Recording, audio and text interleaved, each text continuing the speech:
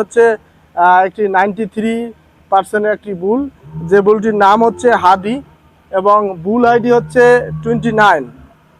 এই বুলটির পিডিগ্রি যদি আমরা দেখি, যে বুলটির পিডিগ্রি ছিল, এর মায়ের ল্যাকটেশন অর্থাৎ 305 দিনের টোটাল দুধ উৎপাদন ছিল 9760 লিটার, যেটি average production per day 32 litre প্রায়, এবং পিক প্রোডাকশন অর্থাৎ সর্বোচ্চ একদিনে দুধ দিয়েছিলেন মা 35 লিটার। এবং বর্তমানে এই যে বুলটি, এই বুলটি একটি জায়ান্ট আকৃতি বুল এবং বর্তমানে এর বডি ওয়েট 1010 কেজি এবং হাইট আপনারা যদি দেখেন এটি প্রায় 6.5 ফিটের মতো।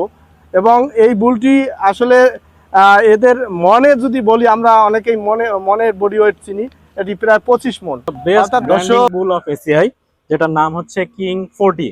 এই সেই বহুল আলোচিত কিং, যার ব্লাড লেভেল হচ্ছে 100% পিওর।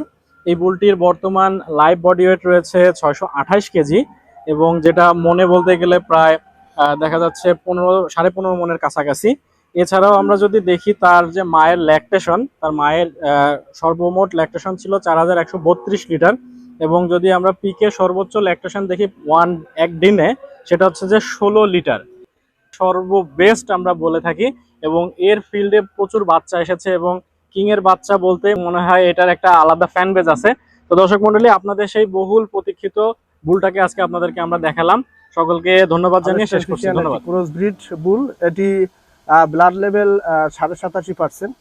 এই বুলটি আমরা অরিজিন যদি বিশ্লেষণ করি পিডিগ্রি থেকে, এর সায়ারটা হচ্ছে কানাডিয়ান সোর্স, এবং যার মা হচ্ছে আমাদের বাংলাদেশে, অর্থাৎ কানাডিয়ান এবং আমাদের লোকাল ব্রিডের সাথে ক্রস হয়ে এই বুলটি আসছে।